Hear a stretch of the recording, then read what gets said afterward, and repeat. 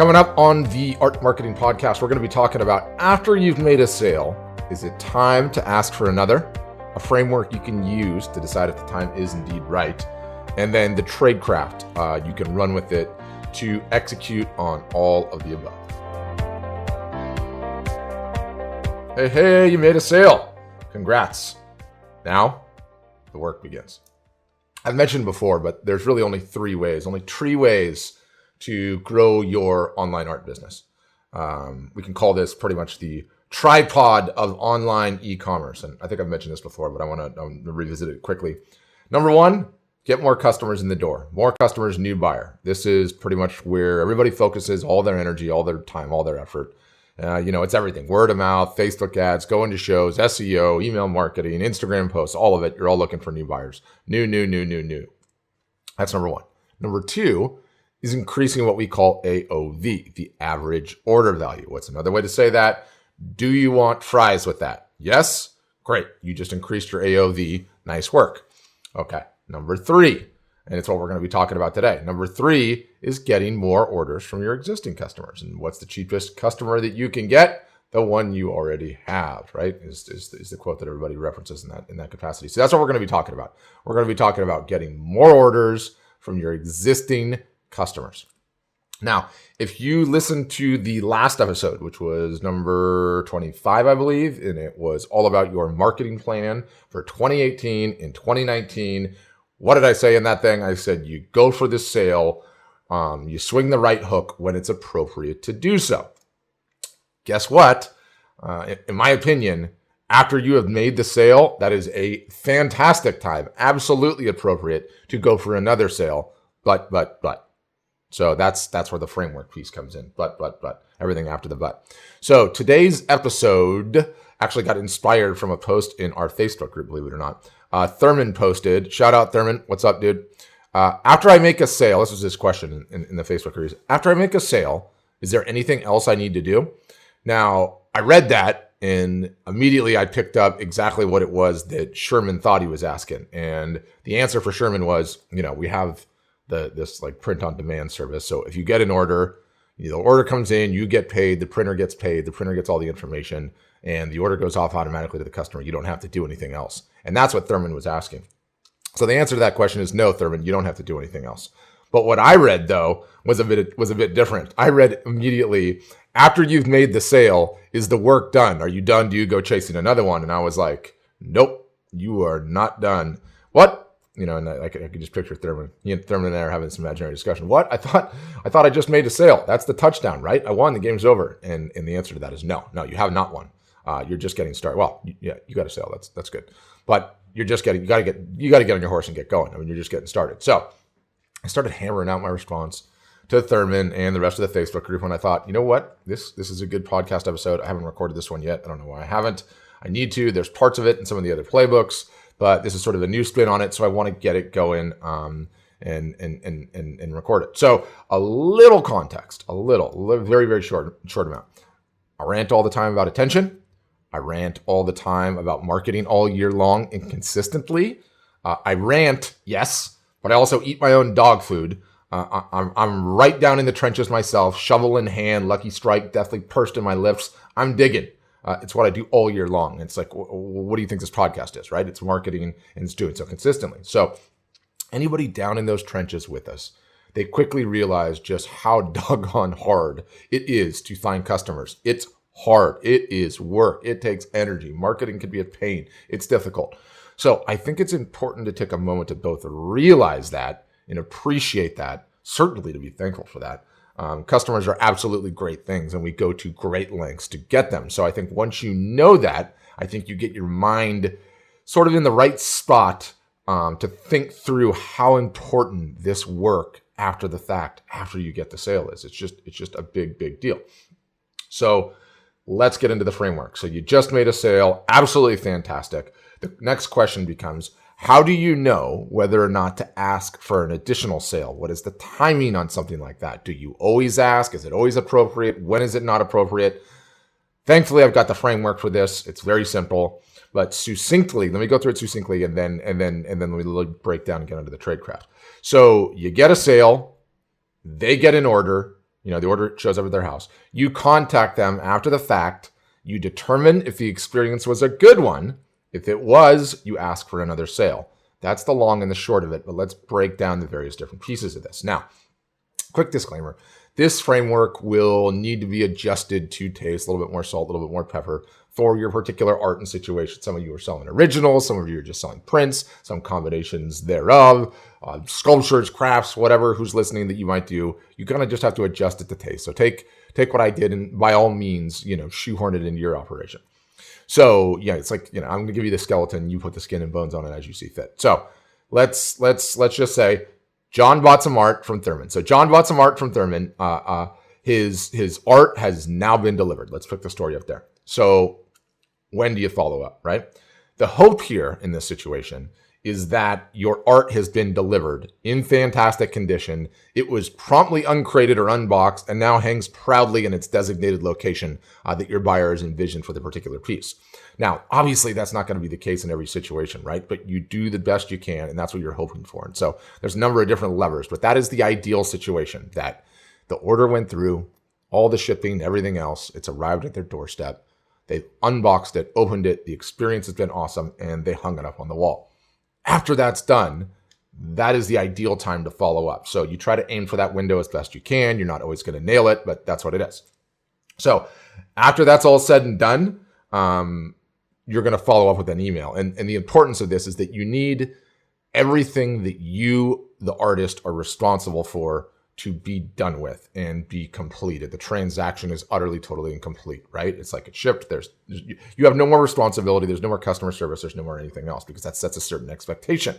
So that's the time, ideally, that you want to send your follow-up email. And so it would be something along the lines of, hey, John, it's me, Thurman. Just wanted to take this opportunity to follow up and make sure everything arrived on time and is in good order. Is it hanging on your wall yet?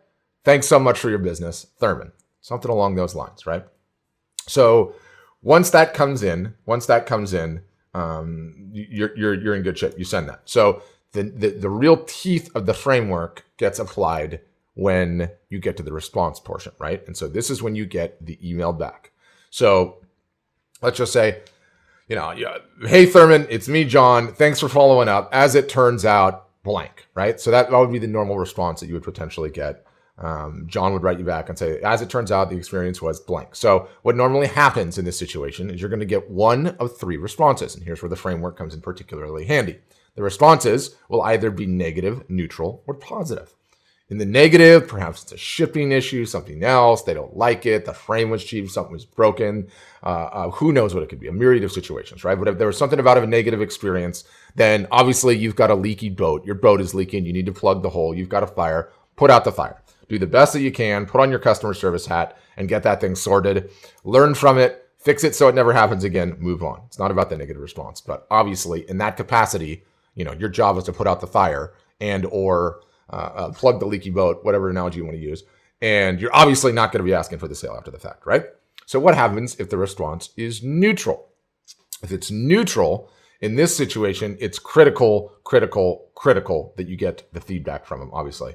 It was okay, but I really would have preferred blank, right? So find out what the blank is, find out why they're upset. And again, you do the best that you can to fix the thing, right? And a quick aside, the example I love using in this situation is the hotel example. You ever stay at a hotel? You're at the front desk, you're checking out. Hey, John, thank you so much for your stay with us. How was your stay? I appreciate you asking that. It was near perfect, except for this pack of hooligans in the pool the other night. They were up late, crushing beers, making a ruckus. They kept us up. What is this, spring break or something? And the guy at the desk was like, that sounds terrible, John. Tell you what, please allow me to comp your valet parking charges. Let us take care of that. That's not something you should have to deal with that noise when you stay with us. Something along those lines, right? But the point is, John goes, I really appreciate it. Thanks. Yeah, do something to make the situation is better, right? And try to clean things up. Find out whatever the suboptimal thing was and get it fixed. And after you get it fixed, whatever it is, whatever you find out it is, it's sort of a gut check for you. Like, read the situation, take John's temperature, see where he's at, and see whether or not you could potentially ask for the sale because his experience was still pretty good. Or if you feel like he's a little bent out of shape still, it's neutral. You might want to just move on from that. So that's just a gut check situation.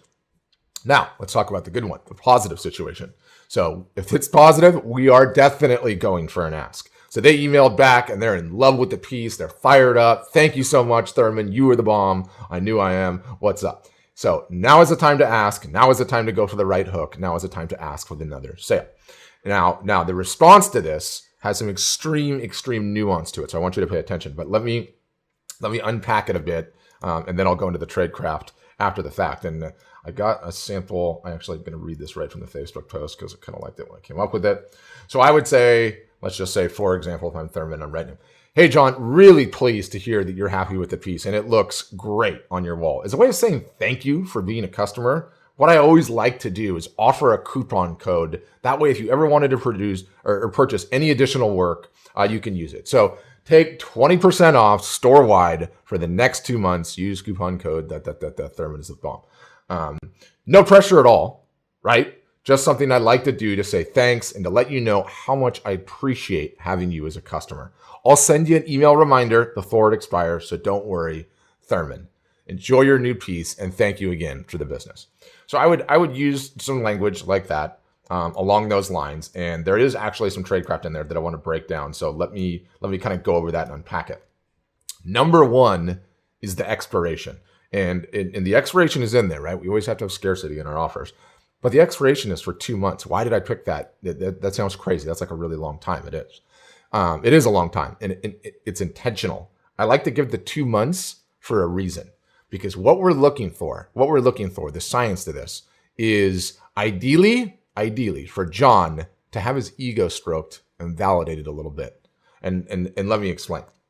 We wait the 2 months so that John has the time to either have a barbecue or the family over or a cocktail party, right? We got to have some friends over or some family over in the house. Wow, John, this barrel-aged stout really is complex and delicious. Tastes like oak. Was it aged in oak? Whoa.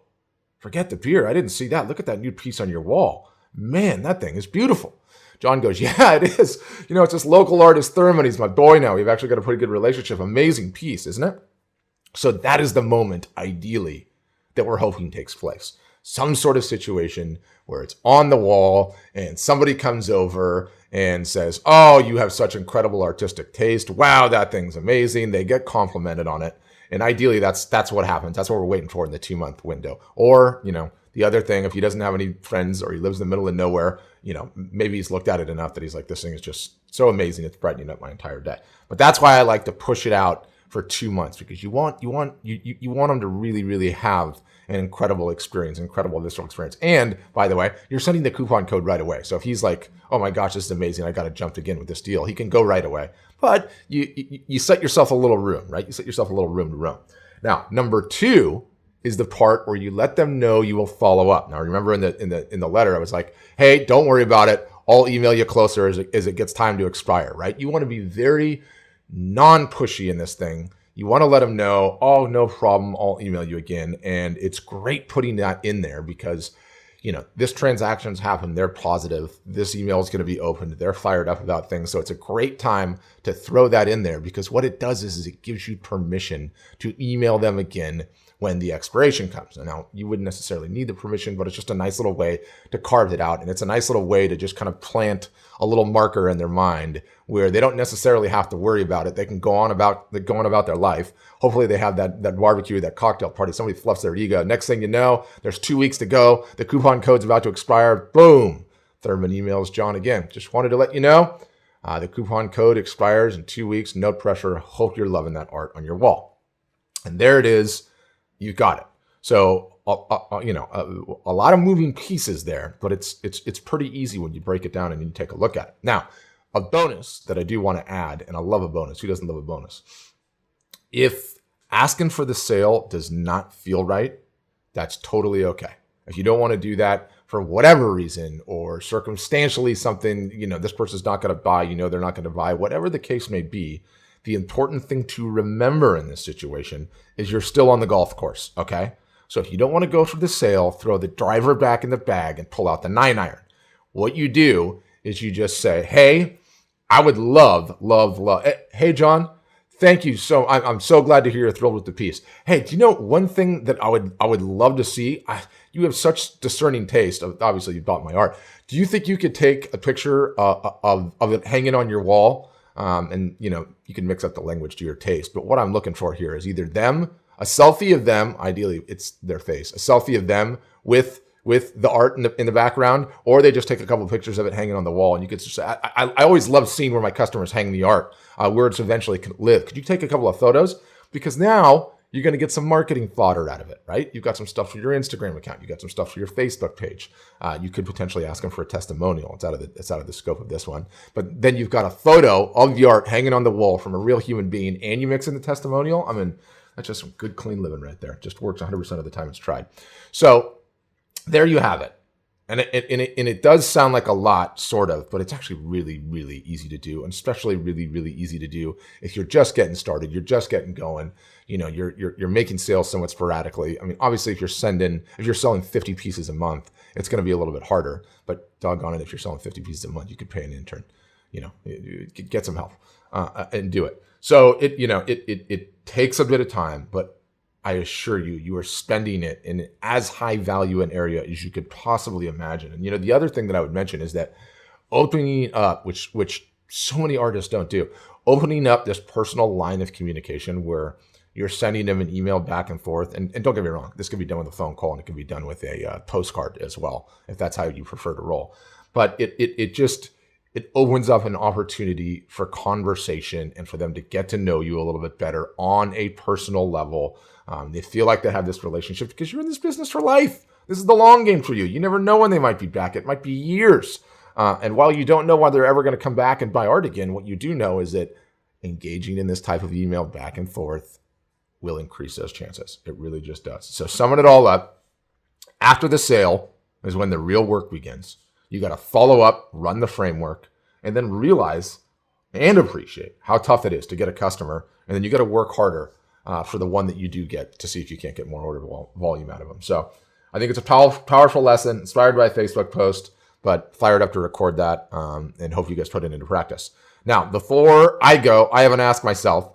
If you've listened to any of these podcast episodes now, you know how crazy I am about messenger bots and messenger marketing right now through Facebook Messenger, but all the bots, it's all the same. It's messenger marketing.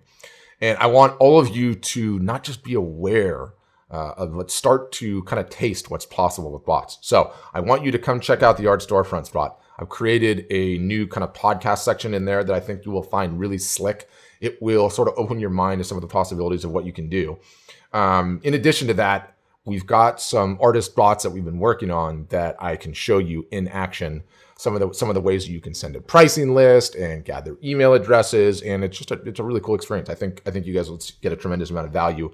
And at least, if nothing else, kind of pique your curiosity, show you what's possible, creative sandbox status. And moreover, I got to practice what I preach, right? How you get somebody to experience your bot, how you get somebody into your bot sequence, your messenger bot sequence, is going to be one of the big topics of the months and years to come. It's kind of some new fertile ground. So I wanted to show you one of the easiest ways to do that. And it's great in an audio capacity, i.e. a podcast, or it can be great in personal conversation. It can be great in a bunch of ways. And it's new now, and I'm gonna ask that you guys all do it so you can touch it and taste it. It's new now, but I assure you this is going to become a normal way that people end up communicating with brands and with entities. So it makes a lot of sense to give it a shot now. So how do you do that? How are you gonna experience this thing? How are you gonna get into the Art Storefronts bot sequence? Pull out your phone. Do it right now if you can. I know most people listen on the phone. Pull out your phone, open up the Messenger app, open up Facebook Messenger app. Doesn't matter if you're on Android or if you're on iOS, you've got it. Open up the Messenger app, hit the search button, type in Art Storefronts, art, one word, space, storefronts, all one word, and click the Get Started button. That's it. That'll get you into the sequence. Love to see you in there. Feel free to say hi. That's me reading all those bot messages too. And thanks for listening. Have a great day.